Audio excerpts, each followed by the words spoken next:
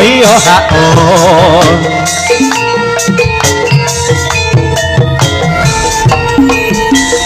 Jos hehe ho ho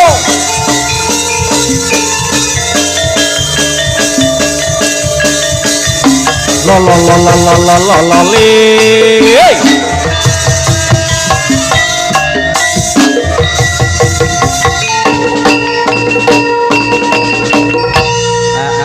Alhamdulillahirabbil alamin.